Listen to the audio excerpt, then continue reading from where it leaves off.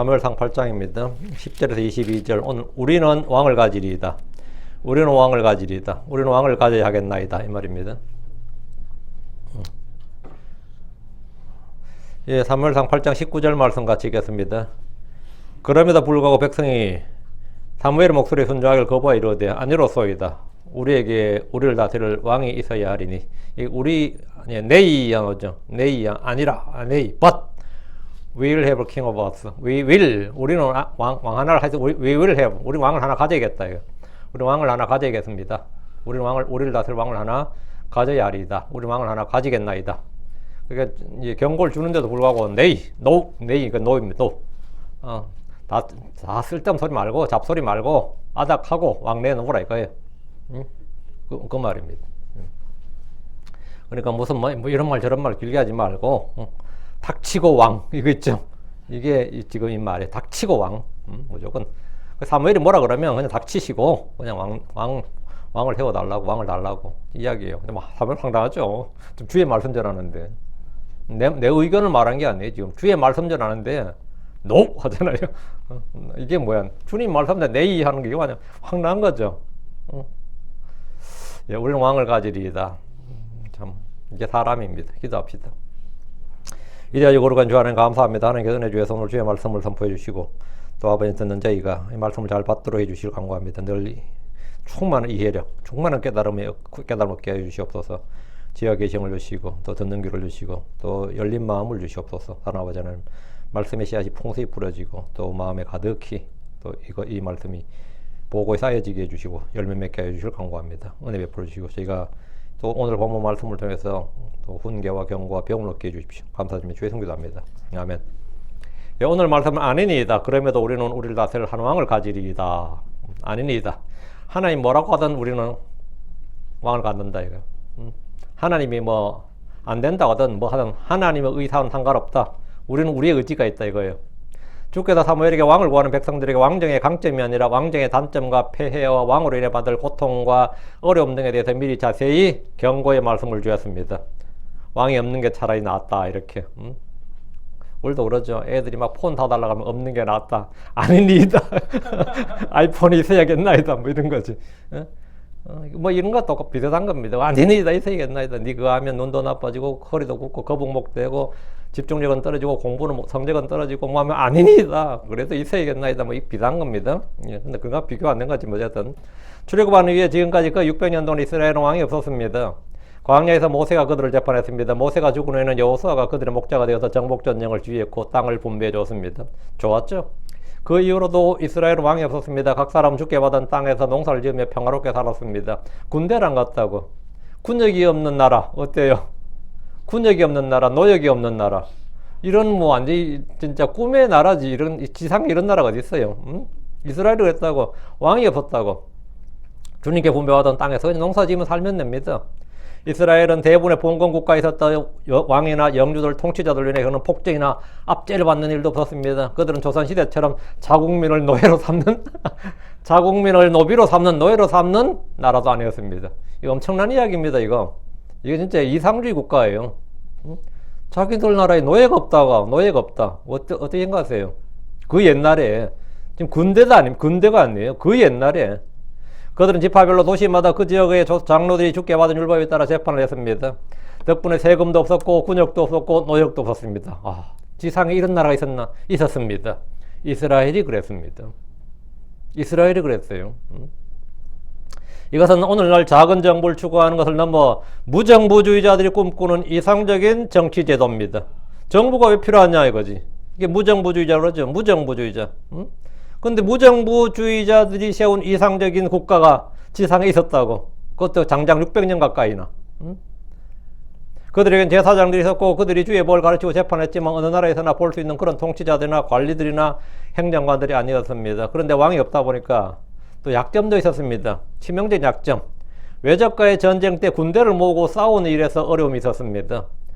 그래서 나라에 상비군이 없고 정규군이 없다 보니까 적이 쳐들어올 때 나팔 불고 그때 이제 농민들을 모으는 거예요. 다 농사지다 농민들이 들고 와야 되는 거죠. 지금 스위스도 비슷합니다. 스위스도 집집마다 장롱에 전부 다 총을 둬요. 스위스는. 모든 집이 총이 있습니다. 총 있고 이제 전쟁이 나면은 그냥 발동 내리면 전부 다 집에 있는 총을 가지고 나와야 되는 그런 거죠. 나이와 상관없습니다. 그래가지고 예비군제라든 예비군 상비군제라 그래요, 그걸. 그 중립국이라 그러면서 이제 그렇게 하는 거죠. 그래서 이스라엘도 비슷했습니다. 나라에 이 상비군 항상 있는 그 군대 말이야. 상비군이 없고 정규군이 없다 보니까 적이 쳐들어올 때마다 속수무책이었습니다. 다 쳐들어오면 그때 막 불러가지고 이제 조직해야 되니까 몇백 년 동안 그들은 주변에 거의 모든 민족들에게 공격을 받았습니다. 사무엘 당시에 가장 큰 적은 지금 블레셋이라고 하는데 필리스틴이죠. 필리스틴이었습니다. 삼손이 필리스틴을 홀로 막아냈지만 그가 죽은 후에 다시 필리스틴이 쳐들어왔고 이스라엘은 40년간 그들의 종이 되었습니다. 한국이 일본에게 몇 년이라 그래요? 36년, 35년, 6개월 말 그러죠. 40년간 필리스틴에게 40년간 그들의 종이 되었습니다. 사무엘이 사살로 있는 동안 필리스틴을 막아냈지만 이번에는 모압이 쳐들어왔습니다. 그래서 이스라엘의 12지파의 장로들은 사무엘이 와서 이스라엘에 한 왕을 세워줄 것을 구했습니다. 우리도 다른 나라들처럼 왕이 있는 왕국을 세우고 왕이 통치하는 나라, 왕이 국방을 담당하고 재판하는 그런 나라를 만들자는 것이었습니다. 정치적 안정이 중요하다는 거죠. 하나님 이스라엘을 제4장 국가로 만드셨습니다. 하나님 처음부터 이스라엘을 너희는 제4장 왕국이에요. 제4장 왕국. 제4장 왕국이란 말은 뭐죠? 제4장이 중심이 되는, 제4장이 재판하고 제4장이 가르치고 제4장의 이 바탕이 되는 국가 체제가 그래요. 제4장 국가였다고. 제4장 국가로 만드셨어요. 그래서 왕을 세우지 않으시고 주께서 친히 통치하시는 신정 통치 국가로 두셨습니다. 그래서 이스라엘은 그것이 몇백 년간 유지가 돼 왔어요. 모세로부터 여호수아 온니엘을 거쳐서 삼손까지 이스라엘은 주께서 세우신 사사들이 그 땅을 통치했습니다. 그들이 국방을 담당했고 백성들을 재판했습니다. 성경에서 재판했다 이 말은 백성들을 주의 법으로 다스렸다, 주의 법으로 통치했다는 뜻입니다. 지금은 사무엘이 약 40년 동안 그 일을 담당했습니다. 그런데 이스라엘의 장로들은 이런 신정 통치, 하나님께서 세우시는 사사들을 통한 이 신정 통치 제도를 종식하고 이제는 왕정으로 한번 바꿔보자는 겁니다. 우리도 왕정으로 바꿔보자. 왕국을 만들자. 사무엘은 늙었고 사무엘의 아들들은 탐욕적이고 뇌물을 받고 재판을 굽게 하는 사람들인지라 이제 더 이상 사사들의 신정 통치는 그들에게 아무런 희망이 없다고 생각했던 겁니다. 그리 놀랄 일은 아닙니다. 그리 놀랄 일은 아니에요. 우리도 나라가 어지러우면 어떻게 합니까? 이원 집정제로 바꿔보자, 수상제로 바꿔보자, 총통제로 우리는 그런 건 없겠지만 이런 식으로 바꿔보자는 게 있단 말이죠. 이스라엘도 왕정으로 바꿔보자는 것은 좀 자연스러운 욕구고, 자연스러운 분출인 것 같아요, 이거는. 하나님 이스라엘이 왕을 구하는 것은 사무엘을 버린 것이 아니라 주를 버린 것이고, 그들의 왕이신 주의 통치를 거부한 것이라고 말합니다. 이스라엘은 3번에 걸쳐 하나님을 버렸습니다. 지금 여기 나오는 주를 버린 것이, 내가 너희를 통치하는 걸 너희가 버렸다. 주 하나님, 여호와 하나님의 통치를 거부한 거고, 예수님 빌라도 앞에서 예수는 우리의 왕이 아니다. 우리의 왕은 카이사르 외에 없다. 시저 외에는 우리에게 왕이 없다. 해서 예수를 통치, 예수님을 이 사람이 우리가 왕이 되는 걸 원치 않는다. 예수님을 배척해 버린 거고, 사도행전 7장에서 성령을 항상 거역했다. 성령의 통치, 성령을 거역한 것. 이렇게 해서 이스라엘은 3번에 걸쳐서 하나님 아버지 예수 그리스도 성령의 그 통치를 거부했습니다. 하나님 사무엘에게 그들의 말에 귀를 기울이라고 하셨습니다. 그들의 요구를 수용하고 왕을 주되 왕의 규례를 알려주도록 했습니다. 뭘 모르고 지금 구하는 것 같은데 미리 한번 워닝, 경고를 한번 줘서 그래도 달라고 하는지 한번 말을 해주라 이거예요. 왕정이 좋아 보여도 악한 왕이 통치하게 되면 그들은 폭정의 피해자가 됩니다. 우리가 집에서 마찬가지요. 부모가 좋은 부모면 상관없지만 맨날 두들겨 패는 부모면 어떠겠어요? 고아가 차라리 낫다 싶지, 안 그러겠어요? 맨날 두들겨 패고 맨날 싸우고 이러면 진짜 애들 미쳐요. 응? 미쳐. 민초들이 가장 무서운 적은 사실 외적이 아니라, 외부의 적이 아니라 그들과 함께 있는 악한 왕과 통치자들입니다. 조선시대 후기에 백성들은 중국이나 일본이나 러시아나 유럽의 제국주의 국가들 때문에 고생한 것이 아니라 조선의 무능하고 부패한 왕, 관리들 때문에 죽도록 고생했습니다. 동학농민운동이 청나라나 일본 때문에 일어난 거 아닙니다. 누구 때문에 일어난 거죠? 고종과 그의 관리들 때문에 일어난 겁니다. 백성들은 청나라나 러시아나 일본 때문에, 아니 영국 때문에, 서양의 열강들의 제국주의 때문에 백성들이 궁핍한 게 아니었어요. 순전히 누구 때문에? 자국왕 때문에. 이 고종이라는 놈은 얼마나 웃긴 놈인가 하면요, 왕이 앞장서서 관리직을 팔아먹는 놈이야. 뇌물 받고 왕이 관리직을 팔아먹는. 그 서양 공사들이나 서양에서 온 사람들이 깜짝 놀란 거예요. 왕이 저 짓을 하고 있냐. 관리들이 그 짓을 못하도록 막는 게 왕이어야 되는데 왕이 앞장서서 팔아먹는 거예요. 그럼 전라도 저 나주 지방에 예를 들어서 관리를 한 파괴가 나면 돈을 엄청 받아. 그리고 보름 뒤에 또 다른 놈한테 그걸 또 파네. 그럼 서울서 전라도까지 가려는데 얼마 걸려요? 몇 달 걸리죠? 가는데 뒤에 따라가고 있어, 지금. 또 돈을 받아서. 응? 뒤에 지금 돈 받은 사람 또 따라가고 있다고. 그게 소위 말하는 조선 후기였습니다. 태도 정치도 뭐 말할 것. 태도 정치가 뭐죠? 관리들이 헤쳐먹는 거예요. 코리아 앤 네이버스라는 책이 있어요. 코리아 앤 네이버스라는 책인데 이사벨라 비숍이라는 사람이 한국에 와서 보고 지은 책인데 거기 높은 곳에서 낮은 곳에 이르기까지 관리들은 백성들을 쥐어짰으며 공금을 행령했다. 코리아의 관리는 백성의 생피를 빨아먹는 흡혈귀다. 그래서 코리아의 관리들은 백성의 생피를 빨아먹는 흡혈귀다. 근데 이런 기록이 그 당시에 선교사들 편지인데 수두룩박박합니다. 수두룩박박이에요. 저는 오늘날 사람들이 일본을 욕하는 것보다 조선을 미워하는 것이 훨씬 더 역겹습니다. 일본 욕하는 건 뭐 욕하는 거 괜찮은데 조선을, 그런 부패한 조선을 미워하는 것이 난 훨씬 더 역겨워요, 솔직히. 자국민을 노예로 삼고 민초들을 흡혈귀처럼 빨아먹었던 최고의 우두머리가 고종 황제였습니다. 고종 황제는 그 자식들까지 말이죠. 너무너무 잘 먹고 잘 살았습니다. 나라가 빼앗겼는데 그들은 일본 황실에부터 시작해가지고 얼마나 받아먹었는지 너무너무 잘 살았어요. 너무너무. 이스라엘 왕들이라고 해서 그러면 다를 것 같냐고. 이스라엘 왕들은 다를 것 같냐 말이죠. 권력자들의 부패와 타락과 탐욕은 동서고금의 구분이 없습니다. 간혹 선정을 베푸는 성군이 나오기도 하지만 대부분은 백성들의 살과 피를 빠는 자들입니다. 이스라엘이 왕족이 되면 그들의 왕은 선하고 의롭게 통치합니까? 누구나 권력이 주어지면 나라도 마찬가지예요. 부패하고 타락합니다. 주님 이스라엘이 그들이 원했던 왕들로 인해 받을 왕들로 인해 받을 그 백성들의 고초, 그 피폐함, 그 겪을 일들을 미리 말씀해 주셨습니다. 그럼에도 그들은 아니니이다. 그럼에도 우리는 우리를 다스릴 한 왕을 가질 것이니이다. 하나님 개의치 마세요. 우리가 알아서 하겠습니다. 우리는 왕을 갖겠습니다. 이거죠. 그들은 왕정으로 인해 받는 피해를 기꺼이 감수하겠다는 겁니다. 이들은 원하는 바를 얻지 못하고 후회하느니 차라리 원하는 거 얻고서 후회하는 것이 낫다는 겁니다. 이게 또 인간들의 심성이지. 어차피 똑같이 후회할 바에는 뭐라고? 원하는 거 얻고 후회하겠다 이거지. 물론 그들의 선택에 대해서는 그들이 책임져야 됩니다. 본문 봅니다. 10절. 그리고 사무엘이 자기에게 왕을 요구한 백성에게 주의 모든 말씀을 말하였더라. 주의 모든 말씀을 말했다잖아요. 사무엘은 왕을 구한 백성들에게 왕을 구하는 것이 주의 뜻이 아니며 주께서 기뻐하시는 일이 아니고 그것은 주의 통치를 거부한 일이고 이거 분명히 말해줬어요. 사무엘은 자기 의견이나 자기 주장이 아니라 주의 모든 말씀을 말한 겁니다. 그들이 왕을 구하는 것은 주의 통치를 거부하는 것이며 그들의 왕이신 주를 거부하는 것임을 말해줬습니다. 예언자 사무엘은 그들이 구하는 것을 주께 말씀드렸고 사람들의 사정을 주께 말씀드린 게 뭐죠? 기도입니다. 주께 받은 말씀을 백성들에게 말해줬습니다. 이게 말씀 선포입니다. 이것이 제사장의 사역이고 주의 종들이 할 일입니다. 우리는 모두 영적 제사장이요 다른 사람들을 위한 중보자들입니다. 우리는 서로를 위해 기도해야 됩니다. 우리의 사정을 주께 알리는 것, 기도죠. 예. 그리고 주의 말씀을 사람들이 알리는 것, 말씀 선포입니다. 그리고 사무엘은 주의 모든 말씀을 하나도 가감하지 않고 말해줬습니다. 우리는 우리의 사정을 주께 알려지게 해야 됩니다. 빌립보 4장 6절에 아무것도 염려하지 말고 오직 모든 일에서 기도와 간구로 너희가 요청할 것들을 감사하도록 하나님께 알리라, 알려지게 하라 이 말이. 그게 기도입니다. 그리고 우리의 사정을 주님께 맡기면 됩니다. 욥기 5장 8절에 나는 하나님께 구하겠고 내 사정을 하나님께 맡기리라.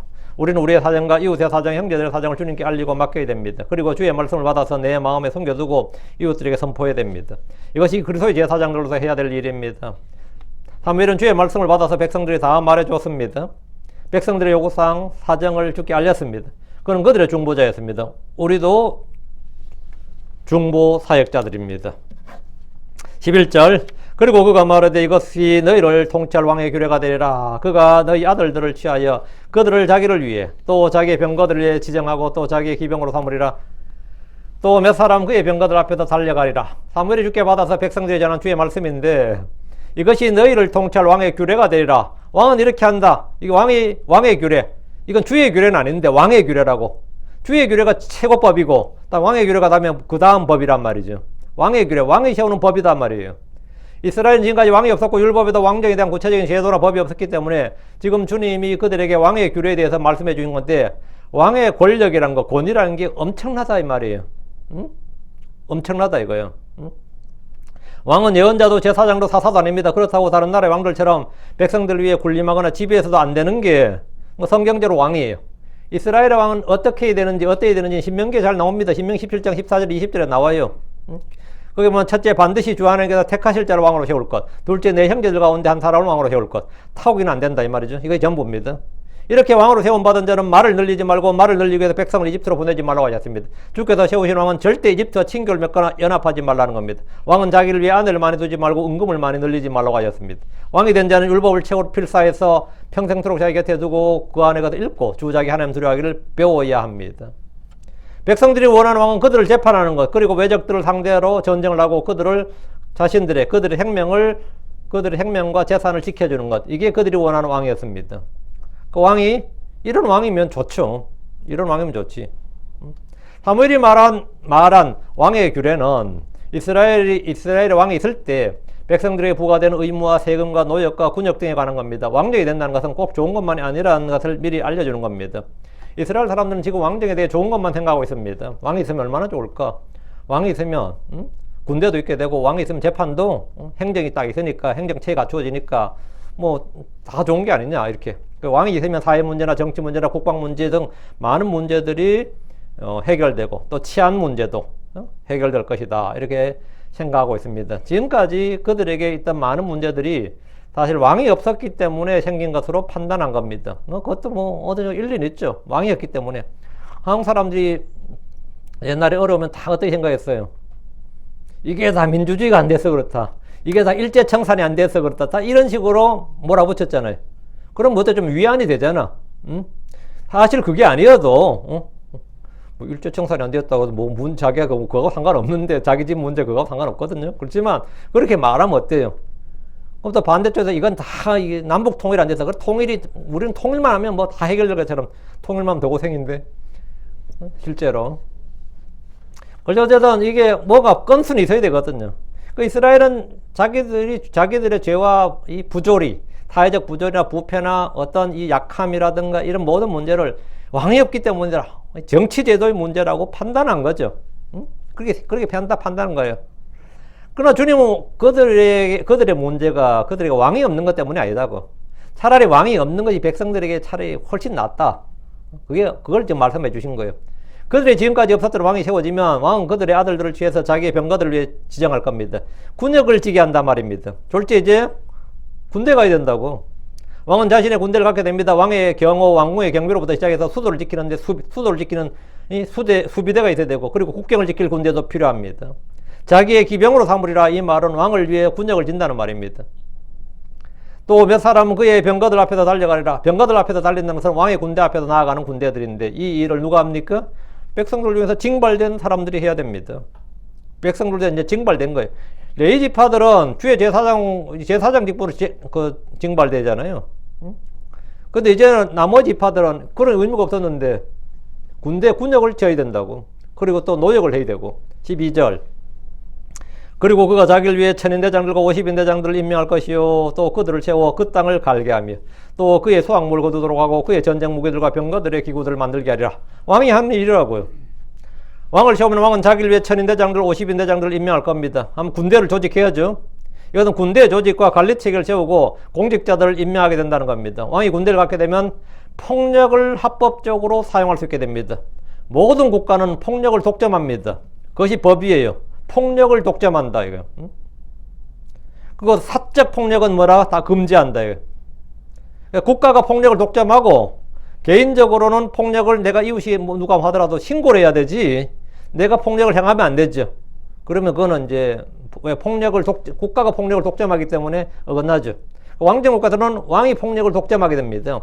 그 왕이 군대를 갖게 되면 폭력을 합법적으로 사용할 수 있게 되고, 이 왕정이 되면 왕이 폭력을 독점하게 되는데, 세금을 내지 않으면 당장 그들의 재산을 빼앗거나 종으로 삼을 수 있게 됩니다.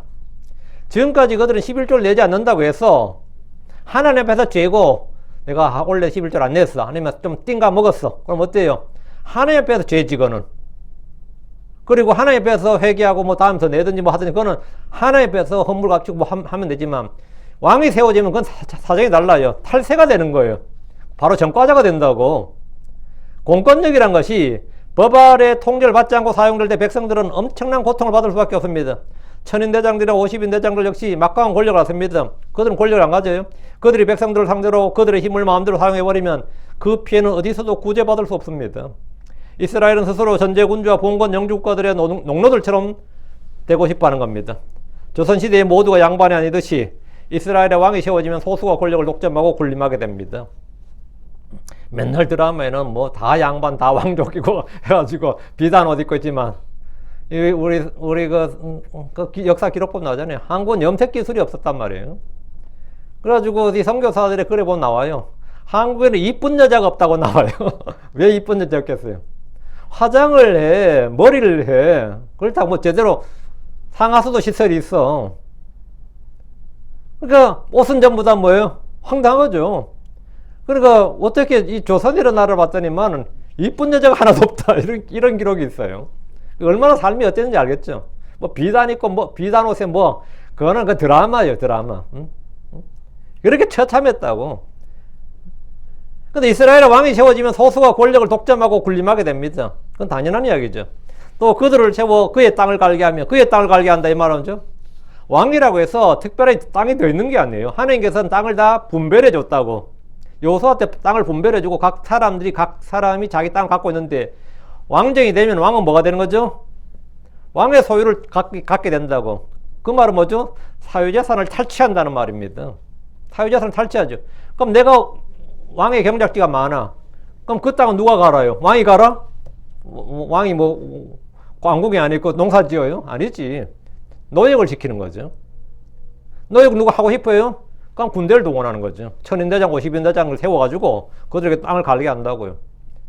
내 농사 짓기도 힘든데 왕의 농사가 지어야 되는 거죠.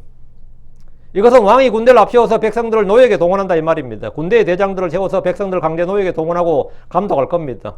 안 나오면 당연히 징벌을 받습니다. 왜? 왕은 칼을 가지고 있기 때문입니다. 거역할 수가 없습니다. 지금 12절에 또 그의 수확물을 거두도록 하고 그의 전쟁 무기들과 병거들의 기구들을 만들게 하리라.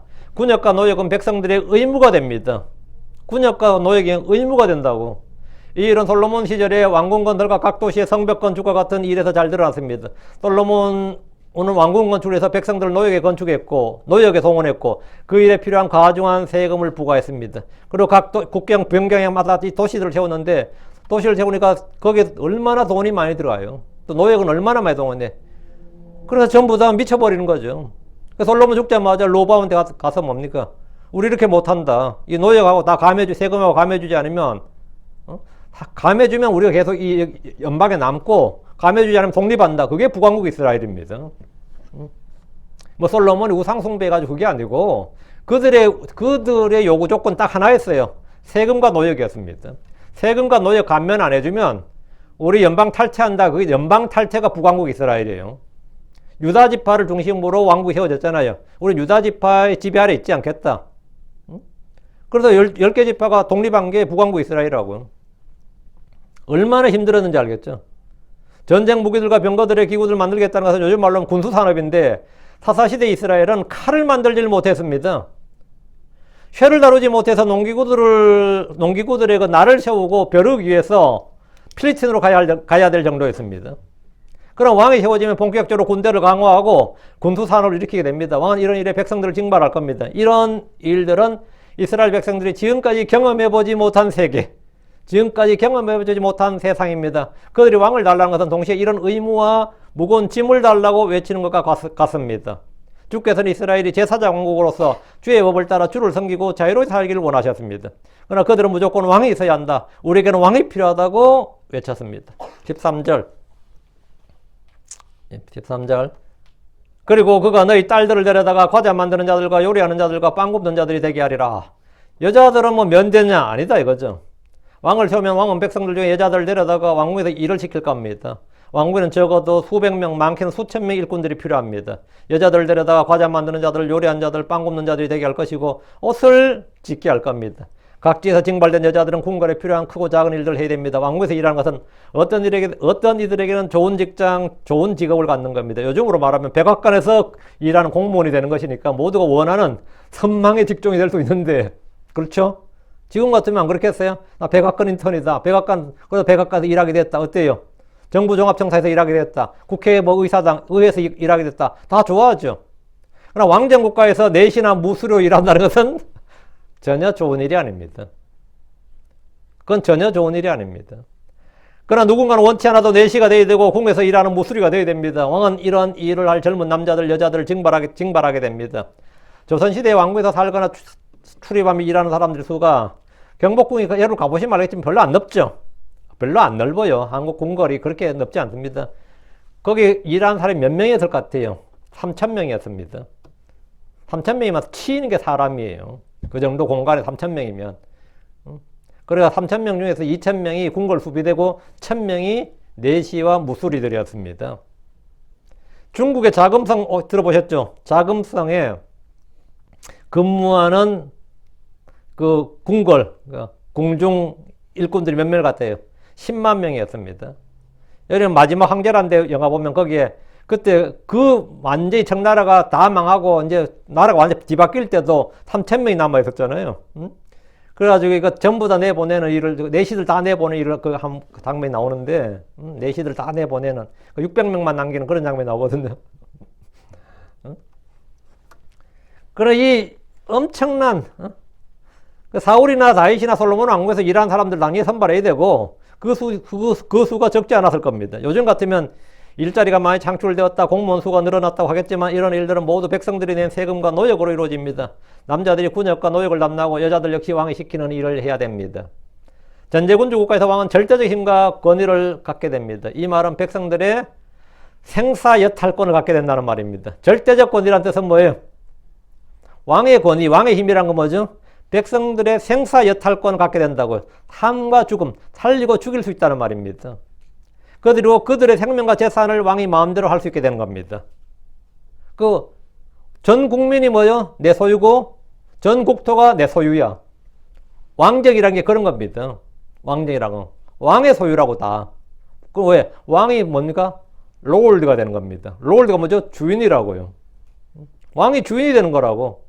지금까지 이스라엘은 하나님이 주인이었지 왕이 없었기 때문에 하나님이 주인이었기 때문에 전부 다 내 것에 대한 완전한 독점권 자유가 있었다고. 근데 왕이 이제 왕정이 되면 너희들은 너희 생명뿐만 아니라 생사여탈권 왕이 갖게 되고 너희 집과 땅과 소와 양과 모든 재산도 너희 자식들까지 다 왕이 마음대로 한다. 그래도 좋으냐 이거죠. 이는 백성들에게는 너무나 끔찍한 일이고 힘들고 어려운 일입니다. 근데 생각 못 해봤는데 그렇게 된다면 난 차라리 싫다. 이게 정상 아닌가? 14절. 그리고 그가 너희 밭과 포도원과 올리브밭을 취하되 이게 뭐죠? 사유재산 탈취예요. 그것들 중에 가장 좋은 것을 취하며 그것들을 그의 신하들이 줄 것이요. 신하들이 왜 주는 거죠? 충성을 유도하기 위해서 공신전을 주는 겁니다. 뭐 돈 안 주고 누가 충성해요? 돈 안 주고 충성하냐고. 왕은 백성들의 포도원과 올리브밭을 취할 겁니다. 그 중에서 가장 좋은 걸 취한다잖아요. 왕은 통치를 위해서 많은 정치자금이 필요합니다. 정치자금 또는 통치자금이라 그래요. 왕이 1인 독재의 절대적 힘을 갖고 그 힘을 자신의 재산을 늘리는 데 사용하면 왕의 재산이 늘어나는 만큼 백성들의 재산을 빼앗게 됩니다. 왕은 백성들의 재산을 빼앗아서 자기가 취하기도 하고 그것들을 자기 신하들에게 나누어 줍니다. 사실 왕이라 할지라도 백성들의 땅을 빼앗는 것은 율법에 어긋난 일입니다. 그렇죠? 근데 왕정이 되는 자체가 이제 율법과는 좀 많이 떨어지게 되는 겁니다. 왕정 자체가. 신정체제에서는 이런 일이 있을 수 없는데 왕정체제에서는 이게 가능해진다고요. 왕이 백성들의 땅을 막 빼앗아. 당연히 율법이 어긋난 일이고 반성경적인 일이죠. 땅은 주의 것이고 영원한 상속유업으로 주신 것이기 때문에 어떤 권력자라도 그것을 마음대로 빼앗을 수 없습니다. 아합 왕은 나봇의 포도원을 차지하려 했을 때 나봇은 물물교환 트레이드하자 그랬어요. 바꾸자. 아니면 내가 값을 쳐준다. 그런데 나봇이 뭐라는 거 단호하게 거절하며 아합에게 말했어요. 나봇이 아합에게 이르되 내가 내 조상들의 상속재산을 왕에게 주는 것을 주께서 그 마시리다. 그럼 율법에 이건 내가 하나님께 받은 거다. 왕한테 안 준다. 이랬다가 죽었어요. 그러나 왕들은 율법을 어기면서라도 백성들의 밭과 포도원과 올리브밭을 그 중에서 가장 좋은 것을 취할 겁니다. 왕이 원한다는데 뭐. 요즘 북한이 이거예요. 당이 원한다잖아요. 당의 밭을 하잖아요. 왕은 자신의 권력을 강화하고 지지자들을 얻기 위해서 충성을 얻기 위해서 백성들의 땅을 빼앗아서 자기가 취하고 자기 신하들에게 나눠줍니다. 많이 빼앗아놔야 뭐 전쟁 같은 거 했을 때 또 충성한 사람들에게 뭡니까? 또 나눠주고 이런 거죠. 그걸 공신전이라고 그러죠. 백성들을 불쌍히 여기고 돌보는 목자의 심정을 가진 왕이라면 좋겠지만 대부분의 왕은 백성들을 뭐한다? 약탈합니다. 그건 뭐 동서고금에 구분이 없습니다. 15절입니다. 그리고 그가 너희 씨와 포도원의 10분의 1을 취할 것이요. 이거 뭐죠? 세금이 거두어진다 이거예요. 이제 너희 세금을 내야 된다고. 그것을 그의 직무 수행자들에게 또 그의 신하들에게 주리라. 세금 걷어서는 먼저 신하들에게 봉급 줘야죠. 봉급 줘야죠. 왕이 없을 때 이스라엘은 율법에 정한 대로 주께 11조를 드린 것으로 충분했습니다. 그런데 이제 왕정이 되면 백성들 주께 드린 11조는 11조대로 드리고 왕에게 또 11조를 바쳐야 됩니다. 세금 부담이 왕창 늘어나게 됩니다. 거기다 군역과 노역을 담당해야 됩니다. 왕은 자기 재산으로 정치하는 거 아닙니다. 어떤 왕도 자기 재산으로 정치하는 거 아니에요. 왕은 어떤 것도 생산하지 못합니다.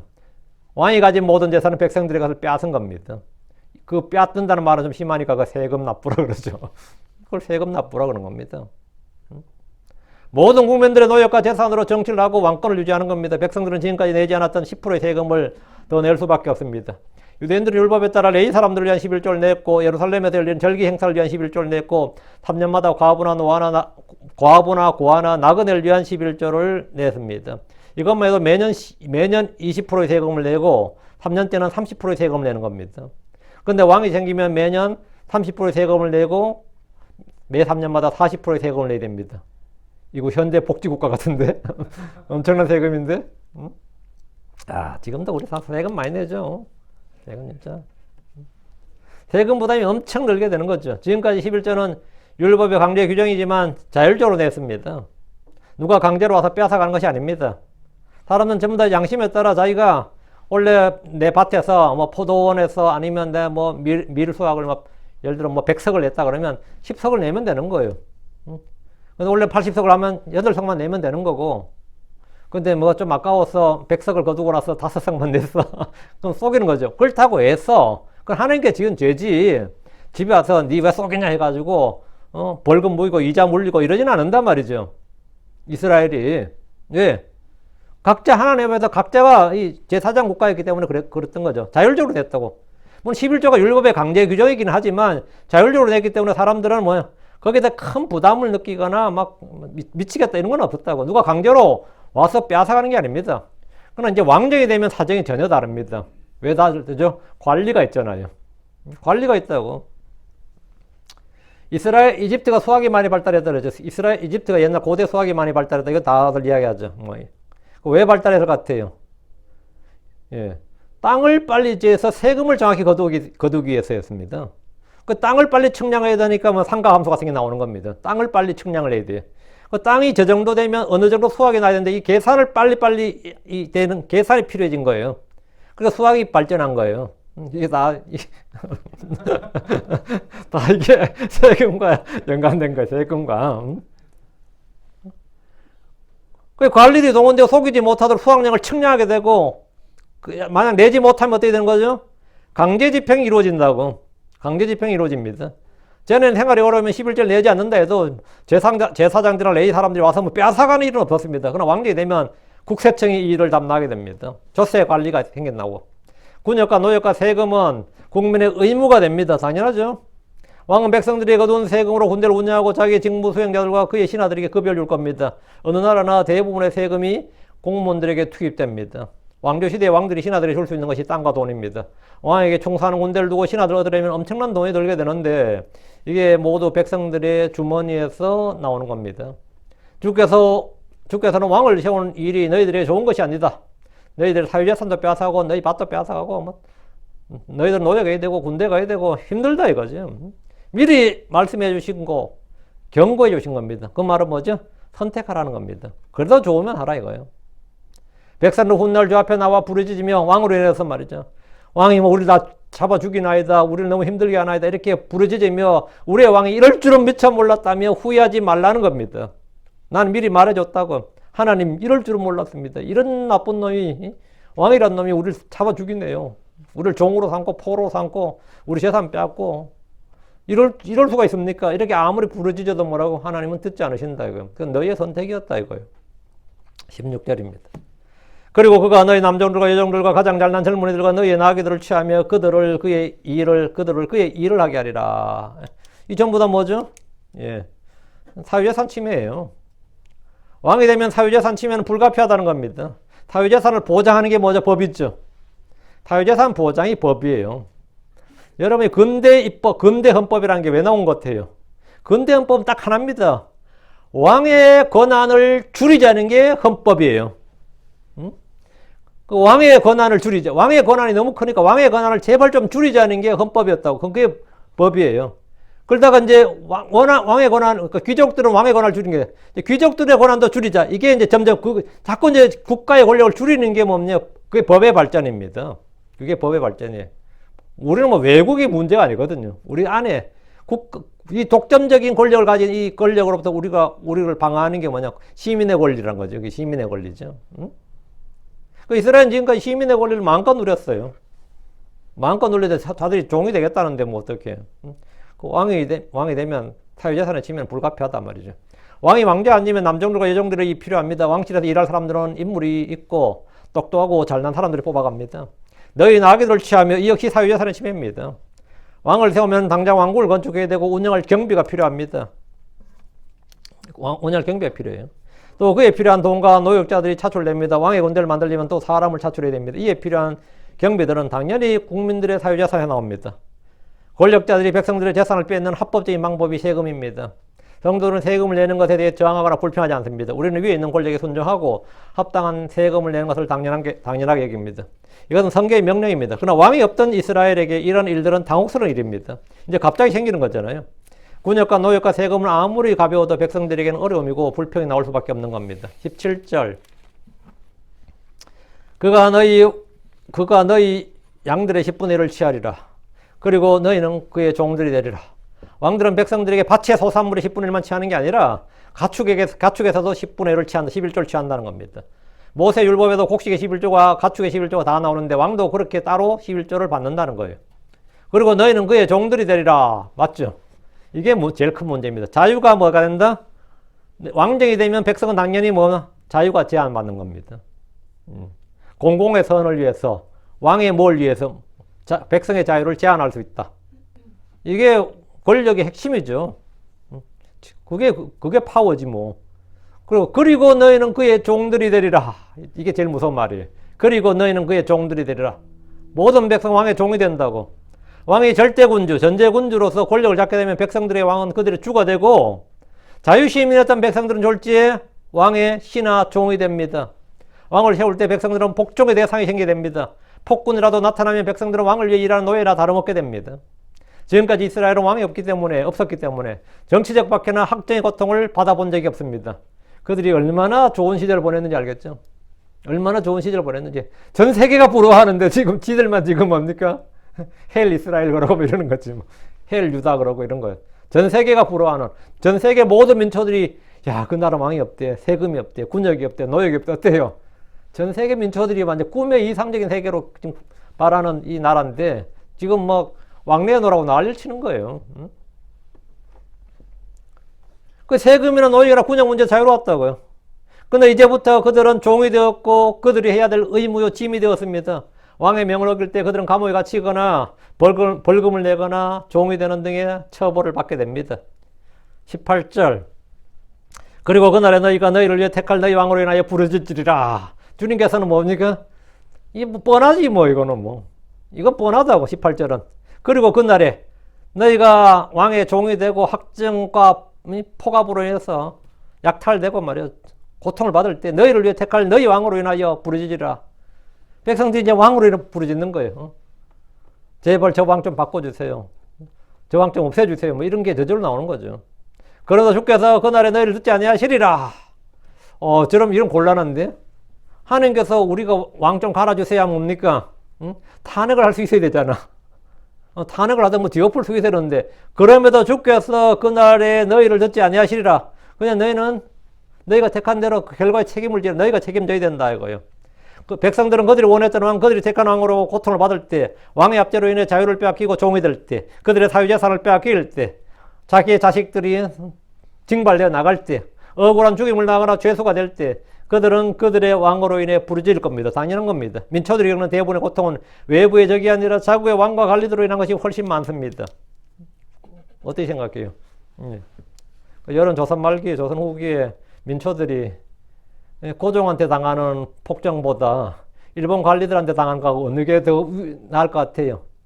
지금 만약 북한의 주민들, 뭐 관리들 말고 즉 북한의 그 주민들 같은 경우야, 중국이나 러시아, 일본의 압제를 받는 게 나을 것 같아요? 아니면 지금 북한의 김씨 부자한테 압제를 당하는 게 나을 것 같아요? 북한 주민들 입장에서 그거 볼 것 없는 겁니다. 그거 볼 것 없어요. 차라리 중국의 동북 삼성 중에 동북 사성으로 들어가는 게 훨씬 낫죠. 어차피 같은 공산주의인데, 그죠? 같은 공산주의자라도 북한 공산주의보다는 중국 공산주의가 낫지. 솔직히. 민초들 입장에서는 그렇다고. 이런 이스라엘도 갑자기 이런 게 등장한 거야. 주께서는 이 가장 무서운 경고 18절이에요. 이스라엘 백성들이 그들의 왕으로 인해 겪을 일들에 대해서 경고를 해주는데 그들이 택한 왕은 결코 그들에게 복이 아니란 겁니다. 그리고 나도 너희들이 택한 왕으로 해서 너희가 고통받는 것에 대해서는 관여하지 않는다 이거예요. 너희들이 그냥 책임지라 이거예요. 그럼에도 주께서 그 나라 너희를 듣지 아니하시리라. 내가 금식하고 뭐 울부짖고 뭘 해도 안 듣는다잖아요. 뭘 해도 안 듣는다고. 이건 크리스천들도 마찬가지예요. 뭐 내가 불신자하고 결혼했는데 뭐 할 때야 뭐 사랑으로 했다 그러지. 뭐 내가 곧 전도할 수 있을 것 같다 그러죠. 근데 뭐 술상 차리고 뭐 하고 하다 보면 말이죠. 또 그런 친구들만 만나게 된다고. 주님, 내 이럴 줄 몰랐습니다. 그럼 하나님 뭐라 같아요? 니는 이미 알고 있었느니라 그래요. 니는 이미 알고 있었느니라. 이럴 줄 모르긴 뭘 몰라. 이미 알고 있었느니라지. 그냥 부르짖어 소용없다고. 그냥 십자가를 져, 그냥. 십자가를 져. 세금이나 노역보다 더 무서운 경고가 지금 이 18절이에요. 너희 왕으로 인해 받는 고통에 대한 기도는 그런 기도는 응답이 없다는 것. 이건 굉장히 무서운 말입니다. 백성들은 이 한 가지만으로도 왕을 구했던 죄를 돌이키고 취소해야 됩니다. 뭐 앞에 거는 그렇다 치지만 이 18절 하나만으로도 우리는 뭡니까? 안 되겠다. 왕을 구했던 건 취소해야겠다. 사무엘에게 됐습니다. 아까 우리가 무지해서 구했는데 뭐 이렇다면 주님께서 이렇게 말씀하신다면 왕을 구하지 않겠습니다. 근데 그게 되나? 뭐 그냥 어때야 돼? 19절 봐요. 그럼에도 불구하고 백성이 사무엘의 목소리에 순종하기를 거절하며 그들이 말하기를 아니니이다. 그럼에도 우리는 우리를 다스릴 한 왕을 가지리이다. 아니니이다. 이 뭐예요? 아니니이다. 거절했다잖아요. 그 순종하기를 거절하면서 아니니이다. 그들이 말을 아니니이다. 아닥하고 뭐 뭔지 알아요? 지금 사무엘이 막 열심히 주의 말씀하는데 아갈이 닥치고 왕 내놓으라고 이 말입니다. 아닥하고 뭔 그래 말이 많습니까? 그냥 아닥하고 필요 없으니까 그냥 우리는 우리를 다스릴 왕을 가지리이다. 사무엘 진짜 얼마나 황당하겠어요. 지금 열변을 토하고 지금 마지막에 있는 힘을 다 짜내가지고 지금 하고 있는데 헉대고 있을 거 아니야, 그죠? 근데 지금 이러는 거예요. 사무엘이 왕의 귀를 말해줄 때 백성의 반응입니다. 그럼에도 불구하고 백성이 사무엘의 목소리에 순종하기를 거절하며 NO! 이렇게 했죠. NO! 이거야. 백성들은 주의 말씀을 거절했습니다. 그들은 노역이나 군역이나 세금이나 왕의 폭정이나 압제나 심지어 자신들의 재산을 빼앗기고 그들이 왕의 종이 된다 할지라도 우리는 I don't care. 우리 상관하지 않겠다 이거예요. 왕을 구하겠다는 겁니다. 심지어 주께서 그들의 부르짖음에 응답하지 않겠다는 경고에도 개의치 않고 우리는 왕을 가지리이다 이랬습니다. 우리는 왕을 가지리이다. 심지어 주께서 그들의 부르짖음에 응답하지 않는다면 두려워야 되지 않았나? 두려워의 정상 아니에요? 그들은 개의치 않고 왕을 구하겠다는 그들의 뜻을 굽히지 않았습니다. 사무엘의 목소리에 순종하기를 거절했다는 것은 주의 경고를 거절한 겁니다. 주님은 충분히 왕정의 폐해에 대해서 경고해 주셨습니다. 그들이 말하기를 아니니이다. 그럼에도 우리는 우리를 다스릴 한 왕을 가질 것이니이다. 그들은 사무엘의 권면이나 충고 때는 완전히 무시했고 주의 말씀에도 귀를 돌이켰습니다. 율법에서 귀를 돌이키면 그의 기도는 뭐가 가지한 것이 된다 이거예요. 이제 너희가 왕으로 해서 뭐 기도해봐야 안 된다 이거예요. 그럼에도 우리는 왕으로 인해 고생을 하든지 주의 보호를 받지 못한다든지 우리는 상관없이 왕이 필요하다는 겁니다. 우리를 다스릴 한 왕을 가져야겠다는 것이 사무엘을 제외한 당시 이스라엘의 이게 민심이 천심이에요? 민심은 천심이 아닙니다. 사각관계자 뭐 백성들의 뜻보다 국민의 뜻보다 더 위대한 뜻은 없습니다. 근데 그거 다 개소리입니다. 크리스천들은 그런 말 안 합니다. 그건 언론에서는 하는 말이지 크리스천들은 절대로 민심이 천심이라 하지 않습니다. 민심이 어떻게 천심이에요? 민심이지. 이 민심이 뭐였어요? 이스라엘의 민심이 왕을 가져야 된다고 주의 음성에 거절하는 거였습니다. 그게 이스라엘의 민심이었어요. 민심이 뭐 순리다 다 헛소리입니다. 그거는 진리와 아무 상관이 없어요. 20절입니다. 그리하여 우리도 모든 민족들과 같이 되리니 여기 온더라. 모든 민족들과 같이 되리니 와 이거 진짜 황당한 말입니다. 이스라엘은 모든 민족들과 뭐가 돼야 되죠? 분리돼야지. 달라야 된다고. 같이 되면 안 되고 같이 되어 이건 말이 안 되죠. 그리하여 우리도 모든 민족들과 같이 되리니 게다가 우리 왕이 우리를 재판하며 우리 앞에 나가서 우리의 싸움을 싸우리이다. 이 국방에 가는 거죠. 이스라엘 백성이 그들의 왕을 구하는 이유가 이겁니다. 우리 왕이 우리를 재판하며 우리를 재판한다. 이건 통치, 내치. 우리 앞에 나가서 우리의 싸움을 싸우리다. 이건 외교와 국방이죠. 이스라엘 백성이 그들의 왕을 구하는 이유가 이겁니다. 그리하여 우리도 모든 민족들과 같이 되리니 이스라엘은 다른 민족들과 구별되어야 됩니다. 분리되어야 됩니다. 차이를 보이고 달라야 됩니다. 법이 다르고 제도가 다르고 풍습이 달라요. 다 달라야 돼요. 그런데 이들은 자꾸 다른 민족들과 같이 되기를 원했습니다. 다른 민족도 같이. 남의 나라의 법과 제도, 풍습은 물론 심지어 종교까지도 따르려 했습니다. 이거 황당한 거죠. 하나님의 백성이 다른 민족들과 그렇게 구별되어야 되는데 얘들은 구별이 아니라 자꾸 같이 되고 동화되려고 했습니다. 같이 되려고 하는 거예요. 이스라엘은 모든 민족들과 달라야 되겠다는, 달라야 된다. 우리는 달라야 하지 않으니까 뭐 이래야 되는 거죠. 근데 같이 되겠다는 것이 그들의 소원이고 목표였습니다. 게다가 우리 왕이 우리를 재판하면 더하여 이 말이죠. 게다가 우리 왕이 우리를 재판하여 우리 앞에 나가서 우리의 싸움을 싸우리다. 그들이 왕을 구한 주요 동기, 이유, 목적입니다. 이스라엘은 더 이상 사사들이 아닌 왕의 통치, 왕이 내리는 판결을 받고 싶었습니다. 하나님이 세우신 사사보다 그들이 세운 왕이 더 의로운 재판, 더 지혜로운 판결을 내린다고 할 수 있습니까? 그걸 기대했다면 그건 완전 큰 오산입니다.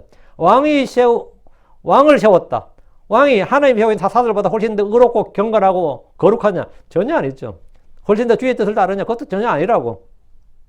그럼에도 그들은 왕에게 재판을 받겠다. 왕에게 재판받으면 안 되죠. 왕은 자기 이익에 따라 자기 권력에 저걸 위해서 재판하는데 우리 앞에 나가서 우리의 싸움을 싸우리이다. 이제 왕이 군대를 조직하고 국방을 책임지게 하자.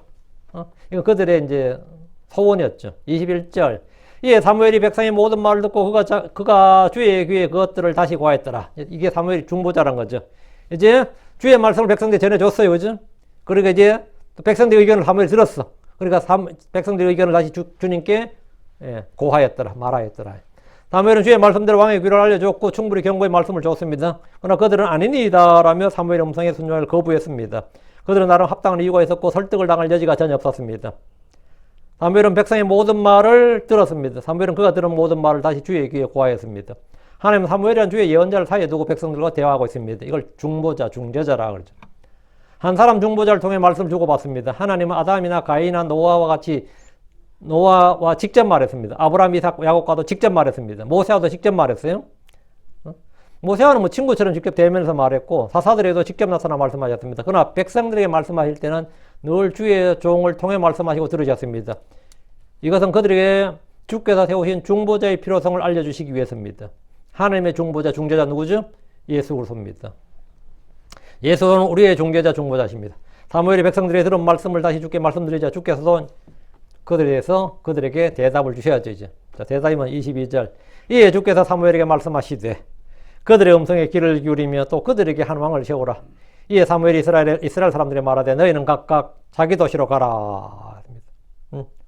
사무엘은 너희들의 기도 응답되었노라. 이러면 간단한데 너희들은 각각 자기 도시로 가라. 이렇게 주께서 말씀하셨는데 답을 이렇게 해버린 거죠. 그냥 바로 답해주게 좀 했던 거예요. 그죠? 시간을 주는 거죠. 이에 주께서 사무엘에게 말씀하셨더라. 하나님은 사무엘이 고한 말을 듣고 말씀하셨습니다. 그들의 음성에 귀를 기울이며 또 그들에게 한 왕을 세우리라. 너희 의견이 억셉티드 됐다 이거야. 그럼 너희 뜻대로 하겠노라 이러면 되는 거죠. 그럼 끝난 거지. 하나님 사무엘이 구한 말을 듣고 이제 말씀하셨는데 하나님 백성들이 구한 것을 주셨고 그들의 뜻대로 행하도록 허락하셨습니다.